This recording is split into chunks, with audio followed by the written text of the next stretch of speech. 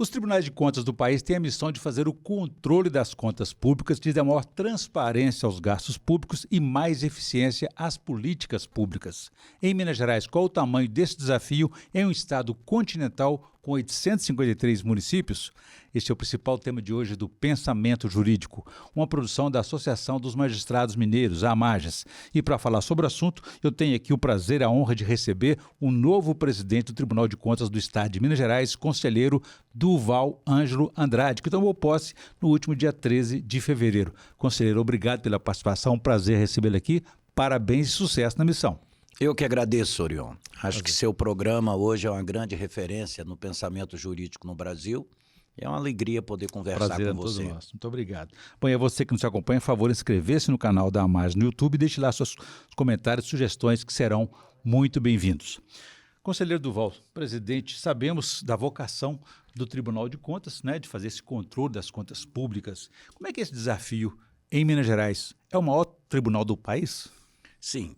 O Brasil tem 33 tribunais de contas, porque nós temos 3 estados que têm também 12 municípios, que no caso é Goiás, Pará e Bahia, e nós temos 2 municipais, que é o do Rio de Janeiro e de São Paulo.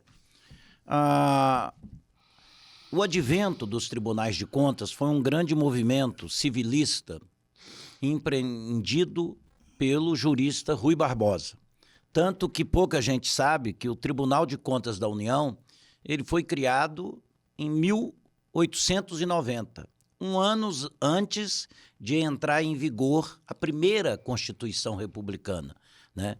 Então, todo movimento que envolva dinheiro público ou parcela de dinheiro público, em tese, pode ser objeto de fiscalização, de auditoria, de acompanhamento, de controle externo pelos tribunais de contas.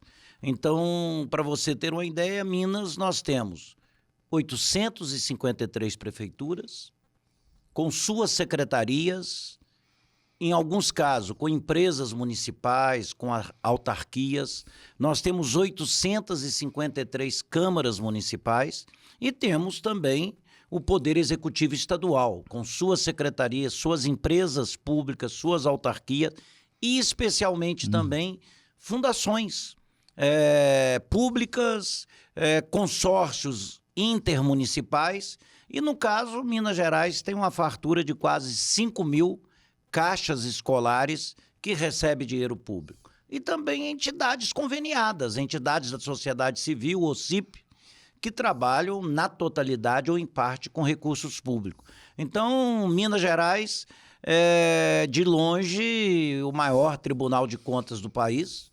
Nós temos mais de 30.000 jurisdicionados com CNPJs, que são todos fiscalizados pelo Tribunal de Contas de Minas Gerais. Não é fácil. Empresas públicas também, né? Empresas públicas também, então, inclusive as grandes ou pequenas, né, são fiscalizadas pelo Tribunal de Contas. Entendi. Bom, a gente falou aqui de alguns conceitos, mas é bom sempre a gente recorrer à Constituição, né? O que é um Tribunal de Contas? Na verdade, ele é um órgão fiscalizador, vigilante, ou ele pode ser também orientador? Olha bem, a Constituição, a Constituição Federal, a partir do artigo 70, 71, colocam de forma clara o objetivo e a missão de um Tribunal de Contas, né? E essa visão muda muito de acordo com os tempos, com as épocas, com a conjuntura social e política, com o movimento real da sociedade, né? Então a visão que a gente tinha de um Tribunal de Contas era um pouco como um cão de guarda, que latia, que rosnava, em alguns casos também, não muitos, porque as pernas do tribunal não são tão grandes assim, que também mordia, né? Hoje a gente tem uma visão de um Tribunal de Contas sem perder esse aspecto punitivo, que muitas vezes a fiscalização envolve isso também. Nós temos que ter uma visão de um Tribunal de Contas um pouco como um cão-guia, aquele que conduz, aquele que orienta. E essa função nova dos tribunais de contas, a função pedagógica de orientação, ela é fundamental e ela tem sobressaído muito hoje. Hoje se discute a questão de justiça restaurativa no âmbito dos tribunais de contas, de consensualismo, né? Tanto que nós vamos criar no tribunal uma mesa fixa de negociações. Por quê? Muitas vezes não adianta você colocar o trinco ou o cadeado na janela depois que foi arrombado. Tudo bem, pode colocar que você evita um novo arrombamento. Mas o bom é prevenir, né? E nós temos uma situação das mais interessantes. Recentemente, teve uma tese de mestrado de um servidor do Tribunal de Contas que analisou a escolaridade dos 853 prefeitos de Minas Gerais. Atuais? A escolaridade, um grau de escolarização. Os eleitos, os atuais? Não, de 10 anos atrás. Nós estamos pensando em atualizar essa pesquisa. E é uma tese de mestrado muito preciosa, né? E é interessante que quase 400 prefeitos tinham curso ou primário ou ensino médio incompleto. E pouquíssimos tinham, cerca de 130, 140, tinham curso superior. E é interessante que muitos que tinham curso superior não quer dizer que tinham acesso às informações todas. Muitos médicos que nunca participaram de uma gestão pública, ou engenheiro que não participaram de uma gestão pública, ou professores que nunca nem foram diretores de sua escola. E é interessante que o pesquisador, o Pedro, servidor do Tribunal de Contas, ele fez um comparativo com a escolaridade dos servidores do Tribunal de Contas, que mostra que há uma diferença muito grande. Não que a gente ache que só a escola formal que habilita alguém a ser prefeito, mas tem conhecimentos, por exemplo, de aplicação de verba em educação, de política educacional, que exige algum conhecimento, ou até o conhecimento do secretário municipal de educação ser fiscalizado pelo prefeito. Você tem a questão de recursos da saúde, são técnicos específicos. Então, essa pesquisa desse servidor de Minas Gerais me deixou com muita clareza que a função pedagógica, a gente tem que instruir, tem que ensinar, temos que realizar fóruns técnicos para mostrar para o alcaide, para o gestor municipal como deve fazer e os riscos que ele tem se fizer errado. Na Bíblia, nós conhecemos muito bem a parábola dos talentos, né? Das pessoas que recebem os talentos, recebem um recurso para serem aplicados, né? E a conclusão da parábola é interessante. Ao que muito for dado, muito será cobrado. Eu acho que nós podemos cobrar muito mais se fizermos esse trabalho de diálogo, esse trabalho de formação, de educação, nós poderíamos cobrar muito mais dos agentes municipais. Quer dizer, está sempre sintonizado com as novas demandas e realidades sociais. Eu tenho ouvido e visto declarações do senhor em entrevistas e até mesmo no discurso de posse, o senhor fazer a associação desse controle das contas públicas com essa maior transparência e eficiência das políticas públicas, né? Isso é muito importante porque, além da questão técnica que o senhor se referiu, tem uma função pública, um interesse público em jogo. Nós estamos criando, já imediato para esse mês, uma diretoria específica do tribunal que vai ser de auditoria e políticas públicas. Por quê? A sociedade sabe que é uma estrutura cara, um tribunal. Quer dizer, a democracia custa caro, né? Então, a gente tem que mostrar resultados, né? Então, a nossa política vai mostrar que esse resultado a gente só concretiza com as políticas públicas. Se você for na Constituição Federal, que nós citamos há pouco, o artigo 3º coloca quais são os objetivos da República Federativa do Brasil. Qual que é a missão da República Federativa do Brasil? E lá está escrito, ninguém pensou em mudar isso até hoje, né? Ninguém achou que isso fosse uma tese vermelha ou comunista, ou proibida, né? Lá diz que você tem que erradicar, o objetivo da República é erradicar a pobreza, reduzir desigualdades regionais, promover inclusão social e econômica, combater toda forma de preconceito por orientação religiosa, por orientação sexual, por questão racial. Então, eu acho que a gente, ao efetivar políticas públicas, nós vamos mostrar para a sociedade por que nós existimos, ou melhor, a razão do nosso existir. Então, nós vamos, nessa diretoria, ter um zelo muito grande nessa questão de políticas públicas. Agora, isso é só de Minas Gerais? Não. Nós temos uma entidade nacional, a Tricom, que é a Associação Nacional dos 33 Tribunais de Contas. Ela tem insistido muito na questão da política pública. E aí a gente não pode fazer como nós fazemos hoje. Hoje você vai analisar a prestação de contas de um agente municipal, você olha, aplicou 25% na educação, a pergunta que a gente faz hoje é obrigatório o mínimo do 25%, mas qual é a qualidade da sua educação? Os objetivos do Plano Nacional de Educação estão sendo atendidos? Você conseguiu, como teria que fazer até o ano retrasado, a universalização da educação infantil, quer dizer, todas as crianças de 0 a 6 anos estão em creches ou em pré-escola?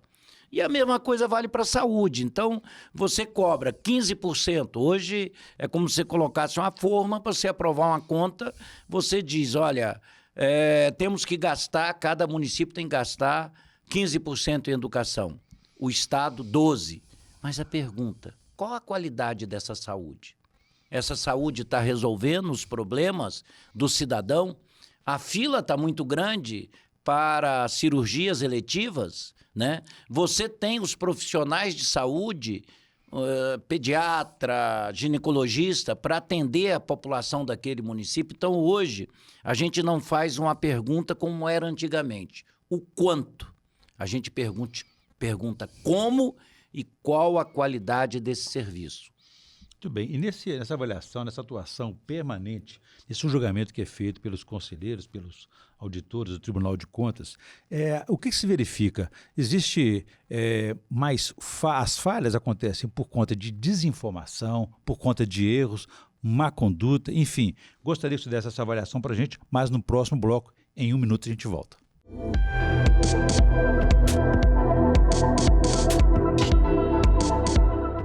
Estamos de volta com o Pensamento Jurídico, hoje uma edição especial para a gente tratar aqui com uma entrevista com o presidente do novo Tribunal de Contas do Estado de Minas Gerais, conselheiro Duval Ângelo Andrade, que tomou posse no dia 13 de fevereiro passado e está falando para a gente aqui sobre os seus projetos e a importância desse controle das contas públicas, da transparência dos gastos e maior eficiência nas políticas públicas. Conselheiro, presidente Duval deixou uma questão no bloco anterior a respeito, então, desse desempenho das prefeituras. O senhor falou dos níveis diversos dos eleitos, dos prefeitos que gerenciam os municípios. Como é que fica essa questão? São falhas, são desinformações ou é má conduta? Oriol, a vida é uma totalidade. As ações humanas são permeadas por aquilo que nós somos, né? Pela vida que nós levamos. Eu acho que acontece um pouco de tudo, né? Eu acho que a questão da desinformação talvez seria o problema mais sério, né? E não só prefeitos sem conhecimento, muitas vezes, para o exercício da função, mas também secretários ou outros agentes municipais. E também acontece conduta por questão de corrupção, por questão de desvio de conduta, né? Eu acho que até hoje o ser humano mora dentro dele um anjo e um demônio, né? Então, e aí a gente tem que, no tribunal, distinguir uma coisa da outra, né? E as auditorias de conformidade, auditoria financeira, elas, de alguma forma, nos permitem identificar, né, aquilo que é um ato culposo de um ato doloso. Então, isso é a grande questão. Eu acho que o trabalho das nossas equipes de auditoria são fundamentais. Aí você vai falar, mas Durval, como fazer isso se Minas é tão grande? com 853 municípios, né? E nós temos só uma sede do tribunal aqui em Belo Horizonte, porque nós temos em São Paulo e vários tribunais do Brasil, você tem sedes regionais, com servidores que atuam nessas sedes regionais e fazem um acompanhamento mais direto. Olha bem, é o advento da inteligência artificial, das novas tecnologias. Minas Gerais, há 10 anos atrás, foi um exemplo para o Brasil, na gestão do conselheiro Sebastião Elvésio, de criar o suricato. O suricato é um animalzinho muito atento, vigilante, né? 1,5 kg ou 2 só, e aquático, que fiscaliza e fica muito atento ao que acontece ao seu redor. O suricato é uma rede, sabe, de inteligência artificial, que trabalha com várias ferramentas e que está sempre renovando e permite, através hoje do controle informatizado, ter acesso a essas informações todas. Então, o investimento em tecnologia, ela é fundamental. Nós criamos agora um robô que já está em funcionamento há 1 ano e meio, que chama Solaris, que ele busca todas as licitações públicas que são feitas em todos os municípios, em todas as câmaras, nas secretarias estaduais, no governo estadual, em empresas, e a gente tem como fazer uma análise prévia daquele processo licitatório. E é bom que a sociedade saiba, nós conseguimos, em pouco tempo do funcionamento desse robô, dessa ferramenta, nós conseguimos uma economia em Minas Gerais de quase 500 milhões de reais. 500 milhões de reais. Então, só com essa ferramenta. E, ao mesmo tempo, nós temos também o nosso banco de preço. Uhum. Todas as notas fiscais de compras acontecidas em Minas por qualquer ente público e compras também em outros estados, entra em tempo real no nosso sistema. Por exemplo, vamos pegar essa caneca aqui bonita da Amage. Se é uma prefeitura de Pouso Alegre comprou essa caneca, e a gente quer ver se ela tem um sobrepreço, o sistema nosso, a malha nossa de notas fiscais, cerca de 2 milhões de notas fiscais por mês, me permite dizer qual é o preço médio no sul de Minas, na microrregião de Pouso Alegre, desse equipamento aqui. Me dá o preço médio no estado, e aí eu tenho condição de identificar. Não, olha, o órgão público que comprou essa caneta teve um superfaturamento. E isso, se eu lançar os dados para obter a informação, em questão de minutos ou segundos, eu tenho essa identificação. Então, isso é uma malha hoje que a gente diz assim para os munícipes, para os agentes públicos, que é mais difícil. Pode fraudar? Pode fraudar.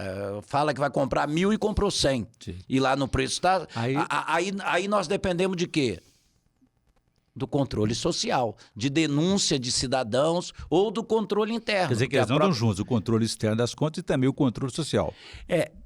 Daí que a gente vê que a inteligência artificial não resolve tudo, né? Tanto que nós vamos incentivar muito uma parceria com a sociedade, que a sociedade mineira denuncie, que a quantidade que estiver lá, por exemplo, uma escola recebeu só 100 escolas. Nós podemos, numa auditoria do tribunal, lá identificar onde estão as outras 900, mas para isso nós precisamos desse controle social. A sociedade é importante. A Câmara Municipal também exerce o controle e fiscaliza. Ela é uma grande parceira do Tribunal de Contas e também nós vamos desenvolver um trabalho para que os municípios tenham seu controle interno. De preferência, um controle interno, como você viu no meu discurso de posse, eu vou defender o controle interno, com autonomia, com funcionários efetivos, concursados, para que não sejam afastados por um prefeito de uma outra vertente política que ganha a prefeitura. Entendi. Então, eu acho que na hora que a gente fala controle externo do Tribunal de Contas, ele tem que estar conjugando com essas outras formas de controle, para que a gente acompanhe e veja se houve corrupção, se houve benefício, né? E permite, através dessa rede de banco de preços que nós temos, o Tribunal de Contas da União tem hoje também, já há alguns anos, mas depois de Minas Gerais. Então, permite que eu possa avaliar se o preço está superfaturado ou não. E outra medida que pode, por exemplo, prevenir, né, nessa fiscalização, prevenir o erro, a falha ou até mesmo a corrupção, né, são essas medições de transparência também, sobre a importância da transparência, né? Como é que ela pode ser feita, com qual periodicidade ela é feita e de que maneira ela é feita essa medição de transparência? Olha, a Tricom tem um marco de medição de transparência nacional. Minas vai participar ativamente desse marco. Tanto que esse marco é bianual, que dá nota para a transparência nos 853 municípios de Minas Gerais, né? Ela aconteceu ano passado. Dada a emergência, a parceria com o TCU, com o Tribunal de Contas da União, ela vai se repetir esse ano, os 853 municípios. E o que nós vamos analisar nos municípios? Se tem portal de transparência, se essas licitações estão no portal com seu preço, para que o cidadão de lá possa verificar. Um asfalto que está sendo feito, tem que colocar o preço da licitação, quem ganhou a licitação. Então o cidadão de lá vai dizer, mas essa empresa é do irmão ou da irmã do prefeito, é do tio dele. Isso nós não temos como saber, mas o cidadão... Então nós vamos jogar pesado para que os portais de transparência dos municípios, das câmaras municipais, das empresas, das autarquias públicas sejam atualizados. Outro aspecto importante nisso aí, esse portal também mostra se tem controle interno e ele vai pontuando a nota da prefeitura. Por quê? Já dizia um grande jurista da Corte Suprema dos Estados Unidos, no início do século XX, que o melhor alvejante é a luz do sol. É a transparência, as coisas sendo claras. Eu acho que as coisas sendo claras, né, você tem como esclarecer. Então, a gente, entrando nesse marco de medição, evidente que o marco de medição com a nota é da Tricom, mas as punições e as recomendações para cada município que estiver irregular, essa é nossa, do Tribunal de Contas. E nós vamos cobrar essa transparência. Por exemplo, tem uma lei federal que exigia que todos os municípios tivessem ouvidorias municipais. Há 3 anos atrás, a lei foi implementada gradativa, de acordo com o tamanho do município. Nós só temos 250 municípios de Minas Gerais que têm ouvidoria. Quer dizer, é muito pouco.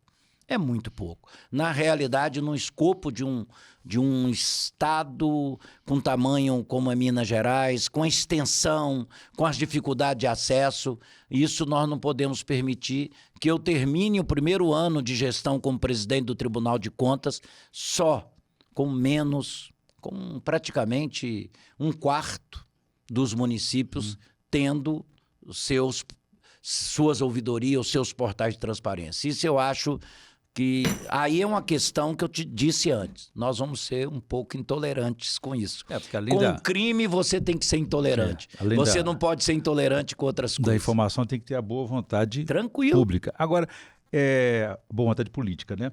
A questão do modelo de gestão. Existe um modelo ideal para lidar com a administração pública, com recurso público? A questão do concurso público também. Qual que é a importância que esses instrumentos têm na administração? Olha, concurso público é fundamental. Eu mesmo sou filho de um servidor público federal. Tenho na família 7 irmãos que são servidores públicos, federais, estaduais e municipais. E há 47 anos atrás eu entrei no serviço público através de um concurso. Nós vamos, e o Ministério Público Estadual já está fazendo isso, vamos desenvolver uma parceria com o Ministério Público Estadual para exigir o concurso público. E eu não vou citar nome, mas nós temos prefeituras em Minas Gerais que só 5% ou 10% dos seus servidores são concursados. É como se tem uma mudança política de orientação de um grupo, todos são afastados. Eu acho que isso é inadmissível. Prefeitura que não faz concurso público, eu acho que isso acaba sendo uma porta escancarada para a improbidade administrativa, para a corrupção. Nós vamos trabalhar muito nisso na questão do concurso público. E além de ser uma melhor forma de ingresso na administração pública, também tem que ser aperfeiçoado com cotas para reconhecer diversas dificuldades que a sociedade tem, né, de injustiça Contagem é social. um grande exemplo. No primeiro governo da prefeita Marília Campos, ela implantou cotas, inclusive cotas para negro. Teve uma ação contrária, de gente considerando que implantar cota para negros era racismo, né? E já transitou em julgado e a Prefeitura de Contagem foi vitoriosa. E nós pretendemos, no próprio Tribunal de Contas, dar o exemplo. Nos nossos concursos públicos, implementarmos também cota, principalmente a cota racial. Eu acho que é fundamental. Vivemos numa sociedade de exclusão, onde a exclusão acontece por poder aquisitivo, a inclusão acontece por questão cultural, a exclusão acontece também por questão racial, por questão de orientação sexual. Então, eu acho que a ideia do concurso público, o estabelecimento de cotas, tem sido no mundo inteiro uma forma de você promover justiça social e reduzir desigualdades. Presidente Duval, só fala da importância do concurso público. Mais recentemente, a Assembleia Legislativa, no final do ano passado, ela aprovou a criação de um cargo e também o autorizou ao seu preenchimento sem o ingresso pelo concurso público. O governador Romeu Zema vetou, alegando vício de origem, muito mais por conta da iniciativa que teria que ser do executivo e não do legislativo. Enfim, o veto dele poderá ainda ser derrubado pela Assembleia Legislativa. Essa situação vai passar pelo crivo do Tribunal de Contas também? Foi na área da Secretaria da Fazenda. Olha, se formos provocados, sim, né? Como acontece com o judiciário em geral, né? O tribunal tem que ser provocado, né? E aí, se chegar uma denúncia dessa, como que age o presidente do tribunal? Aí eu já falo como presidente. O presidente analisa a denúncia e encaminha para um sorteio, né? Que é feito por computador, para um dos 6 conselheiros, porque o presidente não é relator, ou dos 4 conselheiros substitutos. Com toda certeza seria analisado. Por quê? O preenchimento, né, do cargo só pode se dar por concurso. Eu acompanhei essa discussão e, como parlamentar, essa discussão entrou várias vezes em pauta lá quando eu era parlamentar, tanto como líder de oposição, como líder de governo, e a matéria nunca foi aprovada, né? Preenchimento de cargo é por concurso público. Ou que a Assembleia mude a natureza dos cargos também, isso é outra questão, né? Eu acho que o governador vetou pelo vício de iniciativa, mas o próprio governador pode encaminhar, porque lá a polêmica é o seguinte: envolve não o interesse público, essa polêmica, envolve a questão de vencimentos e também de participação, de gratificações que tem no processo da arrecadação. Se o governador tomar essa iniciativa e entender que tem que dar um novo ordenamento na estrutura fazendária no Estado, isso é possível, porque tem estados, né, que a atividade da fazenda ela não é dividida em categorias diferentes, ela é única, né? Isso também resolveria se o governador... Agora, vício de iniciativa não é matéria do Tribunal de Contas, é matéria do Poder Judiciário. Eu acho que o vício de iniciativa, só ele como denúncia, não seria suficiente para exigir uma intervenção do Tribunal de Contas. Entendi. Hoje o servidor público anda muito desvalorizado, em alguns casos até demonizado. Há razões para isso? Sim. Eu acho que nós vivemos tempos de políticas neoliberais, não só no Brasil, mas no mundo inteiro, que é como se tivesse um axioma, né? Fora do privado, não estou falando da privada, do privado. Fora do privado não há salvação. Então isso se tornou um mantra absurdamente né, dito. Então é como se o Estado ou o serviço público atrapalhasse o desenvolvimento da nação. E a gente vê que essa tese é tão frágil como nós constatamos na pandemia do Covid, né? Lá ficou muito evidente o que a gente aprende de lição da pandemia do Covid, dessa tragédia que ceifou 700 mil mortes no Brasil, por irresponsabilidade e incompetência de um governo. É que, na hora do desespero, o que salvou foi o SUS. O SUS, que é o maior plano de saúde do mundo, o SUS no Brasil, Sistema Único de Saúde, foi que garantiu o acesso a hospitais, a atendimentos públicos de qualidade, e muitos enfermeiros, atendentes, agentes de saúde morreram porque contraíram o Covid atendendo a população mais pobre, e a vacina foi gratuita pelo Estado. Sim. É interessante que na hora se defende Estado mínimo, mas na hora de uma situação como essa é o Estado máximo. Qual a grande lição que nós aprendemos do Covid?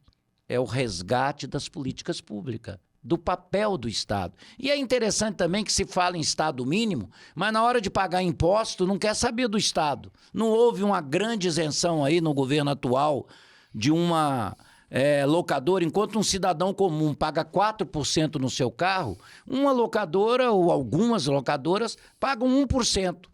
Até aí não tem um problema. Só que eles tinham uma dívida alta, porque eles compram aquele carro já com desconto, em preço especial, porque compram milhares de veículos, né?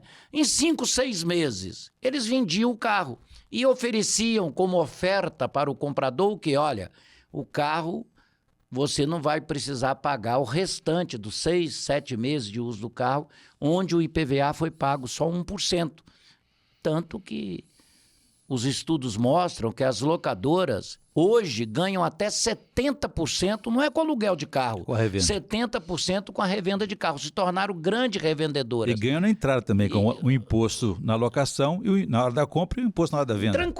Tranquilo, ganha 2 vezes. Então eu pergunto, Estado mínimo geralmente é para os pobres.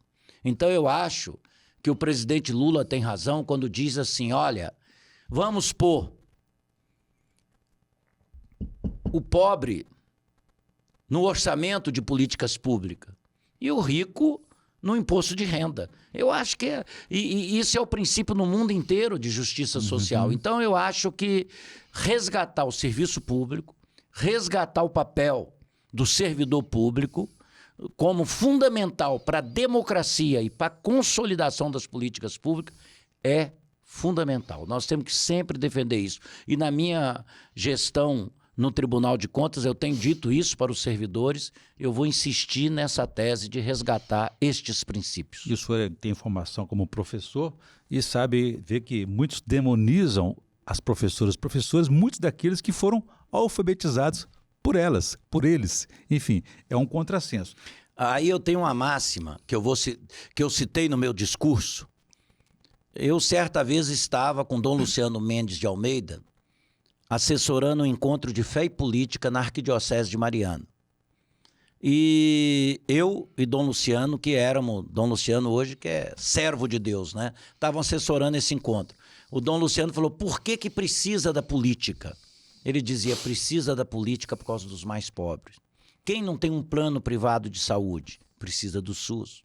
Quem não tem condições de pagar uma escola privada? Precisa da escola pública. E aí ele ia dando exemplo na assistência social, ia dando exemplo na questão do transporte coletivo. Então ele dizia o seguinte, a política hoje, ela é necessária para que se faça inclusão social, se faça realmente justiça social. Então, quem precisa do Estado são os mais pobres, quem precisa do serviço público e dos servidores públicos são hoje aqueles que não têm condições de ter acesso a serviços privados. Agora, presidente, o que fazer em casos de assédio sexual, assédio moral, que intoxicam o ambiente de trabalho e muitas vezes aí deixa sequelas na saúde mental do trabalhador? Olha, há cerca de 7 anos atrás, quando eu cheguei no sistema Tribunais de Contas, eu fui convidado pelo IRB, que é o Instituto Rui Barbosa, e pela Tricom, que é a nossa associação nacional, para coordenar um grupo nacional. O título da pesquisa que eu coordenei era Assédio Sexual e Moral no âmbito dos tribunais de contas. Como começar? Eu fiz um questionário, né? E todo mundo dizia assim, mas olha, ninguém vai responder esses questionários, são temas proibitivos. Teve até uma resposta de um questionário que falou assim, os vermelhos estão chegando no Tribunal de Contas, agora já está fazendo uma pesquisa dessa e a ideologia de gênero está presente. Eu guardo esse questionário com muito carinho. Mas aconteceram quase 2.000 respostas, foi a grande surpresa. Todos os tribunais de contas do Brasil responderam e mostrou que o nosso ambiente é um ambiente tóxico. Né? Mostrou, por exemplo, essa pesquisa, como que licenças médicas são pedidas em função desse assédio moral e sexual. Mostrou, por exemplo, como que a questão das mulheres são 90% as vítimas que responderam são mulheres. Como mostrou que a questão racial está presente dentro dos tribunais. E nem preciso dizer o preconceito com a população LGBTI e mais, né? Então, o que acontece? Fizemos uma cartilha. Essa cartilha apresentou muitas sugestões, muitas soluções. Tem melhorado o ambiente nos tribunais de contas, porque os tribunais têm feito ações no sentido de criar. São Paulo criou uma ouvidoria interna para as mulheres do Tribunal de Contas de São Paulo. Você tem, por exemplo, foram criados serviços de assistência psicológica, assistência social em âmbito de alguns tribunais. E a punição também aconteceu, inclusive no nosso tribunal. Então, esse é um tema que eu vou me debater muito. Eu acho que o ambiente do Tribunal de Contas de Minas Gerais não pode ser um ambiente tóxico. Tem que ser um ambiente saudável, que as pessoas vão produzir, vão trabalhar de forma sadia, vão prestar melhor serviço à sociedade. Por que nós estamos querendo isso? Olha, que o povo mineiro seja melhor atendido. Eu vou ser duro, firme, intolerante e vou criar mecanismos para reduzir essa questão do assédio moral e sexual. Eu ainda não posso dizer, mas já tomei medidas. Meu início foram com medidas duras nesse sentido e todo mundo no Tribunal de Contas de Minas Gerais já sabe, não estamos aí para brincar com a vida das pessoas, com o sentimento das pessoas, com a dor das pessoas. Nós temos que ser um ambiente acolhedor para que a sociedade mineira possa cobrar mais de nós. Muito bem. Presidente, os aposentados, que muitas vezes são desvalorizados no país, não são reconhecidos, tratados até como um problema. O que falta na administração pública? Um projeto, um programa de transição entre aquele estado ativo para o inativo? Eu anunciei também, né, no início da minha gestão, que nós vamos criar um programa assim, de educação, de preparo para a aposentadoria. Né? Eu acho que isso é fundamental. Né? E vamos criar também e motivar com os outros poderes de Minas Gerais, para que isso, aí a gente pode só entrar como sugestão, como motivação, nós não temos jurisdição ou mecanismo para isso, para que isso acontecesse em todos os poderes. Né? Aqui, por exemplo, a nossa AMAGES é um grande exemplo. O Departamento de Aposentados da AMAGES tem acompanhado muito juízes, desembargadores aposentados, tem dado uma assistência muito grande, tem feito muitas atividades com os aposentados para que porque a pessoa, na realidade, está entrando na inatividade para o trabalho. A gente tem que conscientizar que não está entrando para a inatividade para a vida. A vida continua. A vida é muito mais que o trabalho. Então, eu acho que é essa sensibilização que a AMAGES faz e que a gente precisa fazer no âmbito do Tribunal de Contas e motivar que outros poderes façam também. Muito bem. Para encerrar, presidente, o senhor falou dessa relação com a AMAGES, né? Essa filiação, associação, é uma novidade envolvendo os membros do Tribunal de Contas, né? Como é que pode crescer essa relação e qual a importância disso? Olha, é uma novidade no Brasil inteiro, né?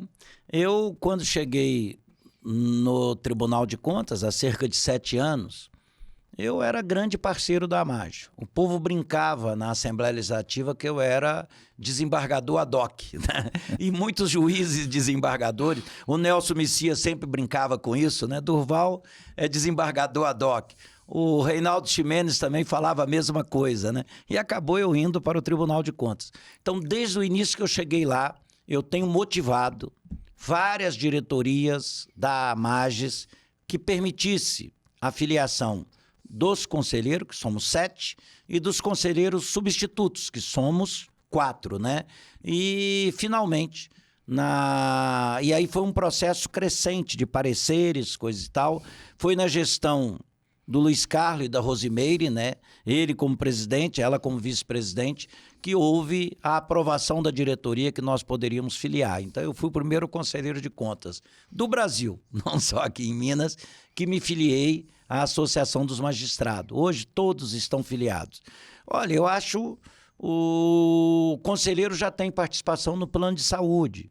Eu imagino que eu e o meu vice-presidente, Agostinho Patrus, conversamos com a presidenta Rosimeire, agora essa semana passada, para que se pensasse até um departamento, ou um setor, ou uma secretaria específica na AMAGES para trabalhar com a questão do Tribunal de Contas. Ela ficou de olhar, de estudar, mas a gente quer que essa fraternidade amplie, seja maior, que a gente esteja juntos nas mesmas causas. Inclusive, eu discuti o seguinte, olha, eu vou priorizar muito o trabalho das APACs, que a AMAGES já se envolve com isso. Ela pegou e falou, ótimo, eu vou priorizar muito, por exemplo, a questão da política para a primeira infância, né? É uma outra parceria boa para a questão da AMAGES. Então, eu acho que a gente pode aí estar fazendo muitas parcerias. A AMAGES tem a AMAGES Cultura, eu vou criar o TCE Cultural, tá? Então nós vamos usar o espaço do tribunal para desenvolver a cultura, podemos fazer parceria também com a questão da AMAGES. Então eu acho que nós temos uma estrada larga, longa pela frente, e nós vamos trabalhar nesse sentido junto com a AMAGES. Parceria importante, muito bem. Bom, quero agradecer mais uma vez aqui ao presidente do Tribunal de Contas do Estado de Minas Gerais, o conselheiro Durval Ângelo Andrade, que tomou posse no último dia 13, e falamos aqui sobre seus desafios, seus planos para tornar o tribunal cada vez mais eficiente aí no controle das contas públicas, buscando também dar mais eficiência às políticas públicas. Presidente, obrigado pela entrevista, por essa rica entrevista, inspiradora, uma das primeiras, aliás, da sua gestão. Muito obrigado. Eu que agradeço, Gabriel. Bom, ficamos por aqui e até a próxima.